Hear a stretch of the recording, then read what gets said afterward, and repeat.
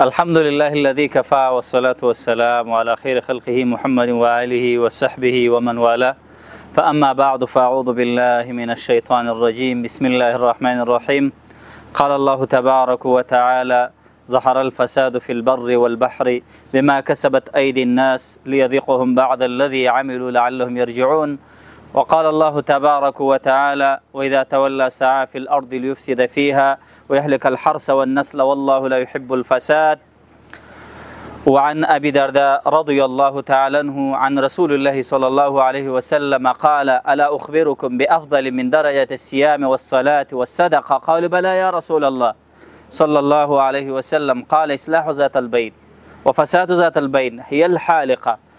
وعن ابن المغيرة رضي الله عنه قال قال رسول الله صلى الله عليه وسلم توبى للغرباء قيل ومن الغرباء؟ قال قوم يصلحون حين يفسد الناس. وفي رواية عن عمرو بن العاص رضي الله تعالى عنه قال أناس صالحون في أناس سوء كثير من يعصيهم أكثر من يطيعهم. السلام علیکم ورحمت الله وبرکاتو. زما قدرمنو هیوادوالو د کونړ ملي رادیو تلویزیون اوریدونکو او لیدونکو، نن ورځ تاسې سره د رښتینې لار په دې خپرونه کې په ډیره یو مهمه او ارزښتمنه موضوع کې شراکت او ملتیا کوم چې هغه د فساد په نوم باندې ده. د فساد تعریف، د فساد انواع، د فساد لاملونه او د فساد سره د مخنیوي لارې چارې او د فساد هغه معانی چې قرآن کریم ذکر کړي دي او د فساد هغه معانی چې زموږ سنت د نبی صلی الله علیه وسلم کې راغلي دي. دا به انشاءالله سره واورو. د دې لپاره چې الله عز وجل په دې یو څو مهمو ټکو باندې ما ته هم د عمل کولو توفیق راکړي او تاسې ته هم هیله کوم تر پایه راسه ملتیا وکړي. محترمو، د فساد په اړه باندې چې دا یو ډیر اوږده او مهمه موضوع ده او د اهمیت لامل یې دا دی چې د یو نظام بقا، د یو ښایسته نظام راتګ، هغه نظام چې د هیوادوالو ته امیدونه وي، هغسې یو نظام او خلافت او امارت او حکومت او دولت چې هغه د ټول رعیت او د افرادو او د ټولو ملتونو او د قومونو حقوق خوندي کړی شي، هر چا ته خپل حق ورسیږي او یو د امن فضا راولي، هغه به هغه نظامونه وي چې هغه به د فساد نه خلاص وي، شفاف وي، د عدل وي، د انصاف وي، په هغې کې د الله نه ویره وي. مؤمنانو، دغسې نظامونه د هیوادونو د هغه د تعمیر، د فکري او د آبادۍ او د پرمختګونو د حقوق رسونې، د امن راوستنې، د دې ټولو دپاره یوازینی اساسي لامل به ګڼل کیږي. فساد ارزښت په دې کې دی که چېرته یو انسان کې فساد نه وي، یو انسان زړه روغ وي، زړه فاسد نه وي، فکر یې فاسد نه وي، دا یو روغ انسان دی، د ځان لپاره دا ګټه رسونکی دی، خیر به حاصل کړي، یو موخې ته به ورسیږي، آینده ژوند به یې ښه وي، سوکالۍ، د ارامۍ او د زندګۍ. دا به د ټولنې دپاره یو ښه وسیله او سبب شي، دا به د ټولنې یو ښه فرد شي چې په دې ټولنه کې تشه ډکه کړي. محترمو هیوادوالو، دغسې یو انسان به اجتماع دپاره خیر ورسیږي، دغسې د فساد نه خالي انسان به د هیواد لپاره خیر وي، د یو نظام دپاره به خیر وي. همدغه رنګې هغه نصاب او تعلیمونه چې هغه د فساد نه خالي وي، دا به ښه روزنه راوړي زموږ او ستاسو ته. ښه نصاب، ښه استاز، ښه ښوونکی، ښه لارښود، همدغه رنګې ښه امیر، ښه مدیر، ښه هغه چارواکي، ټول دا د ټول د یو نظام او د یو هیواد او د یو ملت د بهبود او د سازۍ دپاره او د ودرېدنې دپاره یو لوی سبب او لامل دی. بل طرف ته یو ارزښت یې په دې کې دی مؤمنانو، که موږ د فسادونو نه ځان وساتو، هغسې نظامونه به د زوال نه بچ وي. که موږ د فسادونو نه ځان وساتو، هغه څوک چې عمر یې رالنډېږي او په خطراتو کې ولیږي، که دا فرد وي هغه به د خطر نه بچ شي، که یوه ټولنه وي د فساد نه پاکه وي، هغه به د بیلتون او د نفاق او د مخالفتونو نه هغه به بچ وي. همدغسې په ټوله کې مؤمنانو یو هیواد هله به خودکفا او په خپل ځان باندې بساینه ولري او ډېر زر به پرمختګ وکړي چې دا ټول افراد د فساد نه خالي وي، دغه ټولې ټولنې د فساد نه خالي وي. موږ د دې بېلګې وینو، هر هغه نظامونه او هغه ملتونه، هغه هیوادونه چې هغوی کلم د بل چا د استعمار نه ووتل، په خالي میدانو په تشه لاس باندې وو، خو هغوی چې اتفاق وکړو د اخلاص، د یو بل څه د ورورولۍ او د شفافیت او د کار کونې او بټې هغه خپلې بډې رابډ وهلې کار کولو ته، که دا جاپان دی او که داسې نور ملکونه دي، هغوی نن دنیا کې پرمختللو ملکونو کې راځي، دغه ګوتو په شمار اقتصادي پرمختګو لرونکو هیوادونو کې راځي. دا ډېر کله موږ وایو چې افغانستان سره په یوه ورځ باندې جاپان هم ازادي ترلاسه کړې، ولې هغه نن په کوم ځای کې دی؟ هغه نن څونه پرمختللی دی اقتصادي او ټکنالوژۍ په لحاظ باندې، د تعلیم په لحاظ او د پرمختګ د دنیوي او داسې نور. ولې نن موږ د بل چا لاس ته ناست یو؟ ولې موږ کې هغه فسادونه وو، دا به واخلو، دا به ومنو موږ سره په ځان کې زموږ فردي فساد او اخلاقي فسادونه راکیو، د ماموریت او د مدیریت دغه رنګې د نظام او د هر لحاظ باندې دا موجود و چې د دې بېلګې به وروسته ذکر شي. دا ونو ځکه دغسې ناوړه شیان منځته راغله، اختلافات منځته راغله، په جنګونو تمام شو، هغه بد ناورینونه منځته راغله چې افغانستان اوس هم د دغې نه کړېږي او ځورېږي. هیله کوم په دې کې مؤمنانو هیوادوالو چې د فساد په اړه چې قرآن او سنت او زموږ اسلامي ثقافت او فقهاو څونه څه وړاندې کړي دي، نن ورځ باندې په نړۍ کې داسې یو ملت او قانون نشته دی چې د فساد د مخنیوي، د فساد د مبارزې په اړه باندې دونه مبادي او دونه یو څه وړاندې کړي وي څونه چې قرآن او سنت کې دي. مؤمنانو اسلام او د اسلام قانون ډېر شفاف دی، د عدل دی، د انصاف دی، د ناشنا پرمختګ دی، که چېرته هم د دې په اساساتو او مبادیو باندې عمل وکړی شي.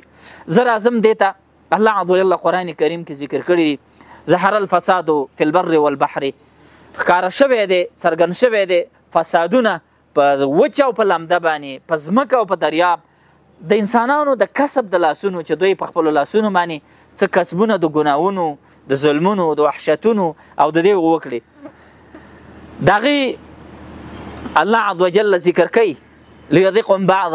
الله فرمایي د دې لپاره چې ور وڅکوي الله عز وجل دې خلکو ته بعض الذي عملو، بعضې لږې سزاګانې د دوی د لاسونو د اعمالو، لعلهم یرجعون، دې دپاره چې دوی بېرته راوګرځي د فساد نه، اصلاح ته راوګرځي. الله عز وجل ذکر کړي دي. ګوره دلته یو ګناهونه ذکر کړی شو، د انسانانو د خپل لاس او د خولې او د انسانانو کسبونه په خپل هغه لاسونو او اختیاراتو باندې د دوی د لاسه دا ناورینونه راځي، که په دریاب کې وي، که په وچه کې وي، که دا برکات ختمېدل دي، که دا تغییرات د حالاتو دي، که دا اقتصادي کمزورتیاوې دي، او که داسې د مینې محبتونو کمیدل دي او داسې نور، دا ټول د انسانانو د لاس نه راځي. همدغه رنګ الله عز وجل فرمایي واذا تولى سعى في الارض ليفسد فيها ويهلك الحرث والنسل والله لا يحب الفساد.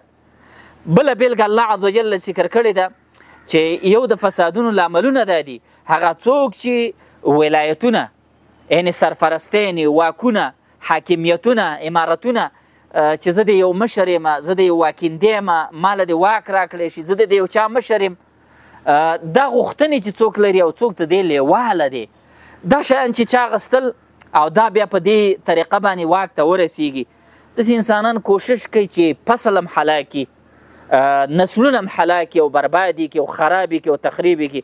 الله عز وجل محبت د فساد کوونکو سره، د الله محبت چې د چا سره نه وي، هغه خلک الله پرېښي دي، هغه به غر کېږي، هغه به تباهي سره مخ وي. مؤمنان همدغه رنګې د اصلاح هغه خلک چې په روغ حالت کې وي، په روغه زندګۍ کې وي، هر چا ته خپل حقوق رسیږي، یو نظام یې چلیږي، یو څوک راځي په هغې کې فساد اچوي. الله عز وجل فرمایي ولا تفسدوا في الارض بعد اصلاحها، فسادونه مه کوئ په دې ځمکه کې وروسته د هغې د اصلاح او د سمون نه. الله فرمایي فلولا كان من القرون من قبلكم اولو بقیة ينهون عن الفساد. ولې نه و دا مخکیني قومونه چې الله عز وجل هلاک کړل چې دوی کې نارواوې منکري او دغه رنګې ناوړه اعمال کېدل، د چا حقوق تلف کېدل، په چا ظلم زیاتی کېدل، هغه خلک چې نیکان صالحه خلکو هغوی دا بدان ولې نه منې کول؟ یعنې احتساب او امر بالمعروف نهی المنکر، هغه نیکانو خلکو د بدانو لاس نیوی ولې نه کوو؟ عامه فهاوی ولې نه کوو؟ هغه بد انجام او هغه بد څه چې د فسادونو نه او د ظلمونو نه وروسته را رسېږي پردي او اجتماعي او ټولنیز هغه ناورینونه رامنځته دی ولې دې خلکو ته نه ویل چې دې کې تم هلاکېږي موږ هم داسې هلاکېږو د دې وجې نه الله فرمایي چې دغه یې ونه کړه او منع د فساد نو ټول به هلاک شو رسول کریم صلی الله علیه وسلم د دې یو نمونه ذکر کړې ده هغه دا ده وایي د دې خلکو مثال داسې دی د دې مصلحینو او د مفسدینو چې په یوه کښتۍ کې سواری او په دې کښتۍ کې دوه طبقې وي په دې پاسنۍ طبقه کې صالح خلک روغوال خلک ناست وي یا مفسدین دلته وي او په لاندې طبقه کې فسادین ناست وي یا خو همدغه دوه طبقې دي یوه بره یوه کته یوه طبقه پاس ده بله لاندې ده په دې منځ کې دا تنده راځي او دوی هغه اوبو ته حاجت پیښیږي دا لاندنۍ طبقې والا اوبه د دریاب نه راخلي په اسانۍ سره په وکه ورکته کوي دریاب ته یو لوښی هغې نه راخلي که دا د لاندنۍ طبقې د کښتۍ والا دا داسې فکر وکړي چې موږ کله اوبو ته اړتیا شي پاس خیجو بیا هغو ته ویو اوبه راکوي یا تکلیف کوو د دونه تګ او موږ د دې لاندې طبقې کې یو سوری د دریاب ته وکړو اوبه به راځي موږ ته ډېر په اسانۍ او تکلیف به نه هغو ته یو نه موږ ته دې په اسانو ته که دا فکر دوی ولري او دا اجتهاد وکړي ګوره د یو ګټ اجتهاد دا اجتهاد خطا دی په دې اجتهاد کې دوی فساد طرف ته روان دي او دا کار د دوی د فساد دی که دا پاسني خلک د دوی مخنیوی ونه کړي دوی به هم غر شي او هغوی به هم غر شي مؤمنانو د یوې ټولنه کې په یو کور کې په یو هیواد کې د فساد کوونکو که دا د عقیدې فساد دی که د دین دی که اداري دی که اخلاقي دی که اجتماعي دی که هر لحاظ باندې دا فساد او دا شتون ولري ګوره هغه نظام به ړنګېږي هغه ښه حالت نه به دوی وځي ډېر یو بد او کړېدلي حالت ته به وځي او ټولو به یو شان دي دغه کښتۍ چې غر کېږي دغه رنګ به دوی هم هلاکېږي د دې لپاره چې ټول ښه ژوند ولري او سوکاله ژوند باید دوی یو بل سره لاسنیوی وکړي خو طرف ته متوجه کړي او د بدو نه وساتي راځو زموږ نبي صلی الله علیه وسلم د فساد په اړه باندې ډېر څه ذکر کړي اسما بنت یزید رضی الله تعالی عنها فرمای نبي صلی الله علیه وسلم وفرمای الا اخبرکم بشرارکم تاسو ته شرین خلک نه درخیم المشاؤون بالنميمه المفسدون بين الاحبه الباغون البراء العنه وای دا هغه خلک دي دا ډېر شرین په تاسې کې چې دا چغلخوري کوي شیطاني کوي د یو خبره بل ته وړي د بل دا یو فساد دی او هغه خلک دي چې دا فسادونه کوي په مابین د محبینو کې او هغه څوک چې د یو بل سره مینه محبتونه دي یووالی دی یو ځایوالی دی د دوی ترمنځ هماهنګي ده همغږي ده او دا شیطانتونه کوي چې هغه تغني خوښ هغه ستا دپاره بد نظر لري تا لرې کوي د دې ځای نه دې ځای ته خپل یو څوک راولي او داسې نور هغه د بدخوا دی هغه ستا په حق کې داسې ویل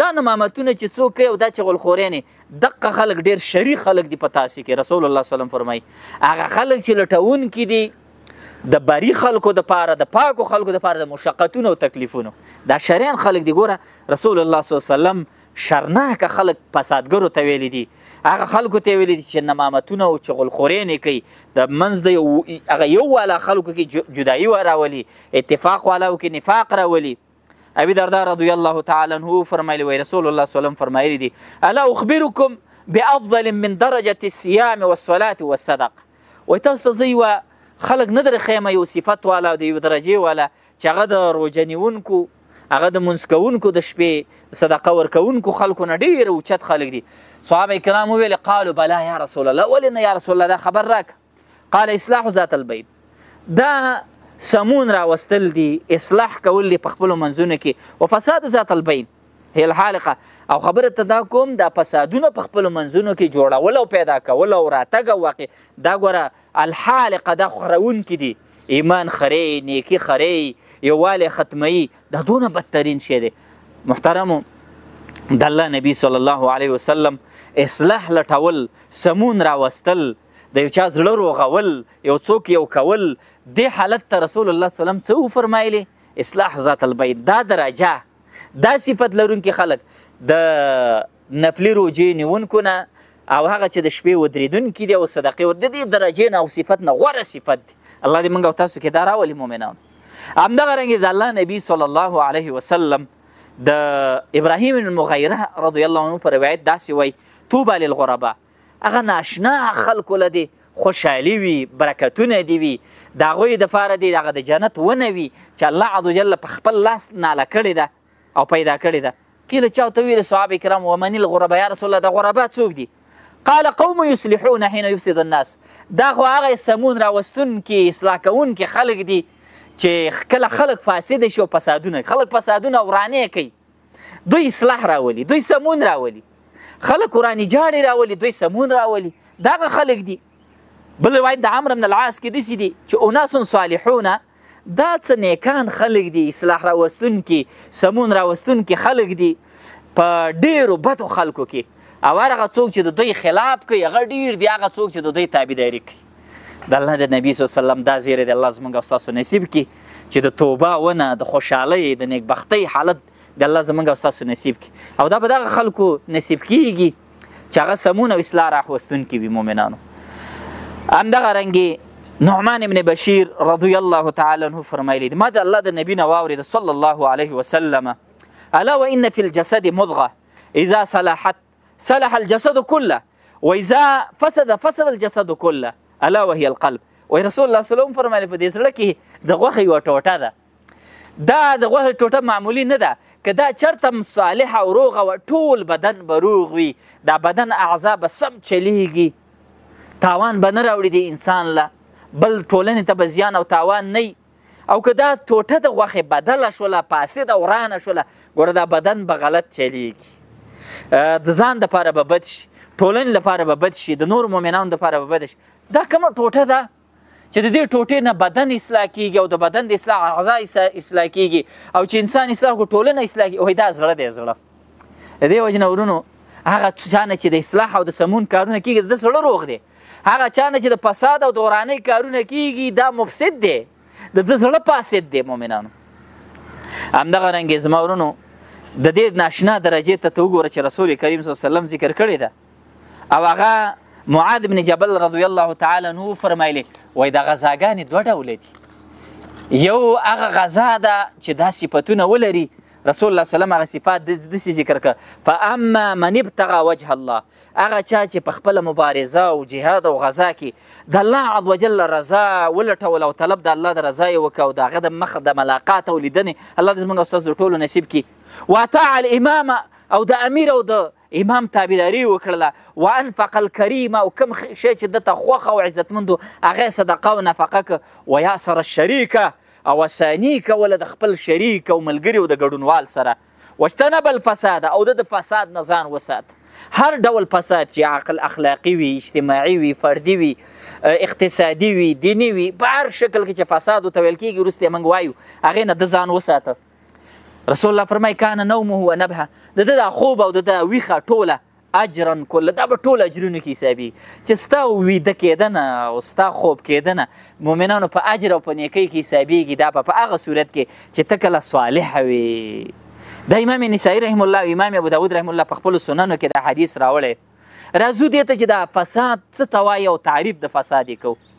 فساد ضد د اصلاح ته ویل کېږي، ضد د هغه سمون ته، یعنې د ورانۍ په معنا باندې راځي، د تغییر کولو په معنا راځي، د ګډوډۍ په معنا راځي چې مقابل او ضد اصلاح او سمون راځي.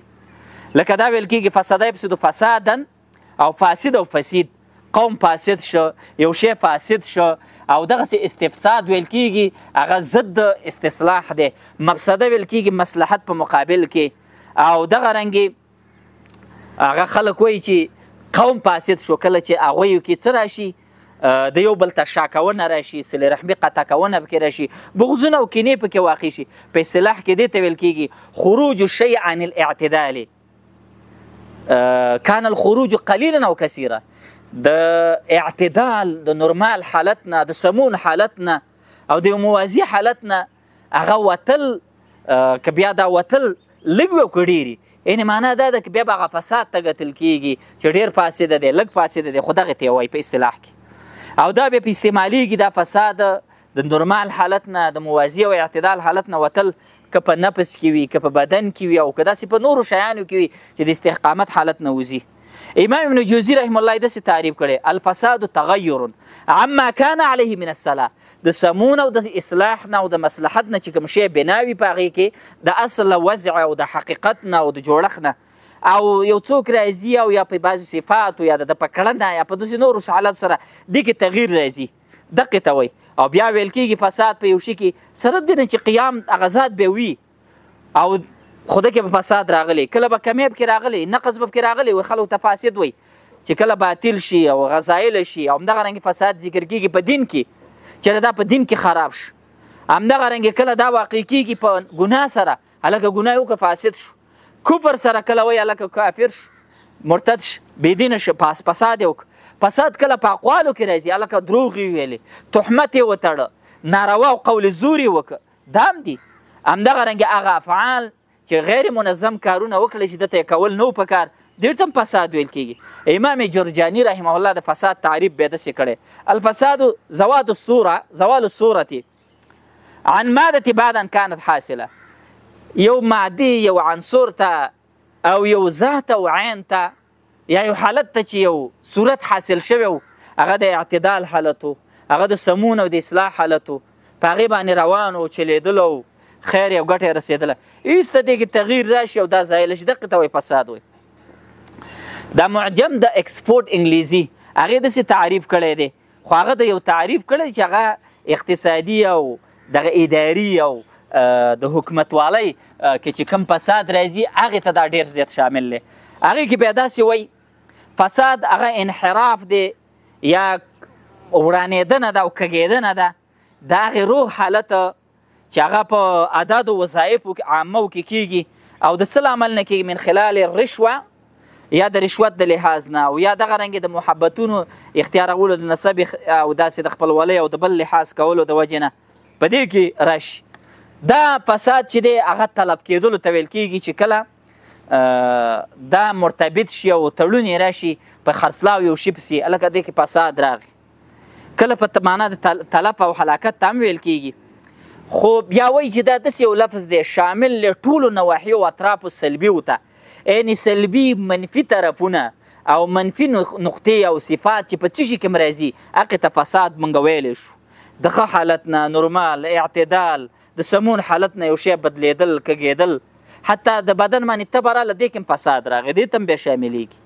د فقهاو په نسبت باندې او د مجتهدینو په نسبت باندې او د اصول فقه په نسبت باندې هغه دې ته ویل ما کان مشروعا بیاسې غیر مشروعا بوصفه، هغه شی چې ذاتا دا جایز دی او روا دی خو یو وصف او صفت پکې وروسته راغلی دی چې هغه روا نه دی، د دقې ته ویل کېږي فساد. او چې د اصل نه هغه غیر مشروع نه، هغې ته بیا بطلان او باطلېدنه ویل کېږي. امام شافعي رحم الله ذکر کړي چې باطل او فساد دا د یو بل مترادف دي. امام مناوي رحمه الله ذکر کړي دي هو انتقاض صورت الشی، دا ماتېدنه، کږېدنه او کمیدنه د یو صورت د یو شي چې حاصل شوی. د دې وجې نه فساد الوضع بیا دې ته ویل کېږي الا یکون الدلیل على هیئة حاصله لاعتبار فی ترتیب الحکم. هلک دا اصل وضع کې دا صحیح نه ده، د دې وجې نه دلیل نشته په هغه هیئت حاصله باندې دې ته چې هغه ورته میلاو شي او اعتبار ولري چې دې په حکم کې راتګ. بیا همدغه رنګه علما ذکر کوي هغه قیاس چې هغه په دلیل باندې بنا نه وي هغې ته فاسد هغه قیاس ویل کېږي. بیا فساد عام دی د ظلم نه، کله څوک وایي لکه دا فساد دا ظلم دی، نه، فساد ډېر عام دی د ظلم نه او ظلم یې یو بیلګه ده. د هغې وجه دا ده چې ظلم چې دی هغه کمیدنې ته ویل کېږي، کموالی، ظلم په معنا د کموالی راځي. اما فساد چې دی کله هغه واقع کېږي په ظلم باندې، همدغه رنګې واقع کېږي په بدعت باندې، خواهش پرستۍ باندې، په غلطه ساتارۍ باندې او دې ټولو ته. بیا یو فساد دی، یو افساد دی، فسادونه د بل شي، نو هغه بیا دې ته ویل کېږي چې یو شی دی هغه وګرځولی شي، فاسد شي، خراب، بل شي ته راولګېږي او هغه وران او خراب کړي د هغې نه چې مناسب په هغې باندې او هغه د نفع نه وباسي، د ګټې نه وباسي. او افساد په حقیقت کې ایستل د یو شي دي د حالت محموده او خوالي نه داسې یو څه ته چې هغې کې صحیح غرض نه وي. الله عز وجل مؤمنانو دا خو تعریفونه رضو دي چې قرآن کریم کې د فساد په اړه باندې الله عز وجل څه ذکر کړي. الله دا خبر موږ تاسو ته راکړی عز وجل په خپل کتاب مبارک قرآن کې چې الله د مفسدینو سره محبت نه کوي، الله عز وجل فسادګر نه خوښوي، فساد نه خوښوي. او په خپل کتاب د قرآن کریم کې په بېشماره ځایونو کې دا بیلګې الله عز وجل ذکر کړي دي چې د مفسدینو هغه حال ذکر کړی دی. الله فرمایي والله لا يحب الفساد والله لا يحب المفسدين، الله فساد نه خوښوي، الله فسادګر نه خوښوي. ان الله لا يحب المفسدين، الله فساد نه خوښوي. د فسادګرو سره د الله مینه نشته، د الله محبت سره نشته. راځو دې ته چې قرآن کریم کې فساد په څونه معانیو باندې ذکر دی. په دې کې به موږ او تاسو ته معلومه شي مؤمنانو چې هر هغه معنا چې فسادو ته قرآن ویلی دی او فساد په دغه معنا باندې استعمال دې شیانو نه موږ ځان وساتو. یو فساد الله عز وجل کفر ته ویلی دی. کفر لوی فساد دی مؤمنانو، کفر دی فساد. دا د سمون نه وتل دي. د کفر چې چېرته موجودو ملتونه به خرابېږي، ټولنې نه به خرابېږي، اخلاق به خرابېږي، اجتماعیت به خرابېږي، دنیا و آخرت به هم خرابېږي. الله عز وجل فرمایي الذین ينقضون عهد الله من بعد ميثاقه ويقطعون ما امر الله ان يوصل به ويفسدون في الارض اولئک هم الخاسرون. الله فرمایي کفر چې دی او د کفر څه بیلګې دي دا ټولې د فساد دي. دا فساد دی په ځمکه کې او دا به تاوان کوي. الله فرمایي ولا تفسدوا في الارض بعد اصلاحها. ای مؤمنانو الله عز وجل ځمکه په ایمان او په توحید پیدا کړې، فساد پکې مه کوئ. وروسته د اصلاح نه واعبدوه او ودعوه، د الله عز وجل عبادت وکړئ یوازې خوفا وطمعا. دوهم شی چې فساد د هغې په معنا قرآن استعمال کړی نفاق او منافقت. منافقت لوی فساد دی. دریم شی د وخت د کموالي نه زه دا نقطې ذکر کړم او د قرآن دغه معنی چې فساد معنی یادېږي. ګناهونه غټ فساد دی مؤمنانو. ابن قیم رحم الله هم ذکر کړي دی او احادیث صحیح هم کې راغلي دي چې د ګناهونو له امله د یو انسان ژوند خرابېږي، رزق یې خرابېږي، زندګي خرابېږي مؤمنانو. همدغه رنګې څلورم شی چې فساد ورته ویل کېږي خراب العالم و فساد النظام، دا نظام او عالم خرابېدنه. او پنځم منکر ته ویل کېږي. منکر ناروا هغه شی چې د دود او د رواج او د عنعناتو خلاف د یو ملت او د یو قوم د شرعي عرف نه او د عرفي عرف نه او د دې ټولو نه دغه ناروا اخلاقا هغه جرم او ناروا وي، شرعا وي، عقلا وي. دغه همدغه حرابه یعنې جګړې او مخالفتونه او دا کول د الله په مقابل، د الله د رسول په مقابل، د مؤمنانو لارې او ګودرې شو کول او داسې نور فتنې او جنګونه خورول په دې معنا باندې واک او ولایت او امارت او حاکمیت په زور اخیستنه او خوښونه ده او د دې لپاره چې یو غیر مشروع هغه غرضونه ته حاصل کړي. الله فرمایي فهل عصیتم ان تولیتم ان تفسدوا فی الارض وتقطعوا ارحامکم. سحر ته الله عز وجل کوډې، منتر و نارواو ته الله عز وجل فساد ویل او دا واقع د کوم ځای چې کوډې، سحرونه، تعویزونه او دا منتر او جادوګانې کې هلته سخت فسادونه د خلکو کورونه ورانې کړي، اتفاقونه یې فتنو کې خلک اچلي مؤمنانو. همدغه رنګې د یتیمانانو د مظلومو مالونه خوړل دا غټ ظلم دی. الله فرمایي والله یعلم المفسد من المصلح. فاحشه زناګانې کول، د قوم لوط عمل کول چې هغې ته لواطت ویل کېږي مؤمنانو، دا ډېر بد دی. الله فرمایي لوط علیه السلام داسې ویل قال رب انصرني على القوم المفسدین، دا زما قوم فسادګر دی. همدغه رنګې ظلم ته، ناروا ته او دغه رنګې په حقوقو کې کمی او زیاتې کول دې ته ویل کېږي فساد. الله فرمایي الذین طغوا فی البلاد فاکثروا فیها الفساد. همدغه رنګې د کافرو مسلط کېدنو، د بېدونو خلکو مسلط کېدنو، د رذیلو خلکو، فاسقو خلکو مشري او واک دا په نیکانو خلکو باندې راتګ او دغه رنګې د الله د مقدساتو بېعزتۍ دې ټولو ته فسادونه وایي. غلا، سرقه او غلا کول، شوکه کول مؤمنانو، د مال اخیستل دې ته هم الله فساد وایي. فساد البیع د چاپېریال خرابول مؤمنانو، دې ته الله عز وجل فساد ویلی دی. د دې عالم کې شرک کول مؤمنانو، شرک غټ فساد دی. الله فرمایي چې که چېرته په دې ځمکه او په دې اسمانونو کې بل خدایان وی د الله نه غیر نور لفسدتا، فسادونه به واقع شوی وي. همدغه رنګې مؤمنانو فساد د یو نظامونو او د عالمونو او هیوادونو کې راتګ په دې باندې چې باطل دپاره تابعداري وشي او حق راولګي هغه د باطل تابعداري وکړي او دغه رنګې خواهشات او بدعات راولي د سنت تابعداري وکړي او سنت پاتې شي، حق پاتې شي. مؤمنان دا به ډېر غټ فساد دی. الله عز وجل فرمایلی دي ولو اتبع الحق اهواهم لفسدت السماوات والارض. همدغه رنګې مؤمنانو عموما فسادونه چې هغه ټولنه کې په عرب کې او ټولو کې فساد ورته ویل شوي دي او هغه راغلي دي. دغه سنت کې چې د فساد لفظ استعمال شوی دی په کوم یو قتل دی، وژنې، دا لوی پس جنګونه. همدغه رنګې په غذاګانو کې فسادونه کول، وراني کول، مال بې ځای او په ناروا ځای کې مصرفېدل.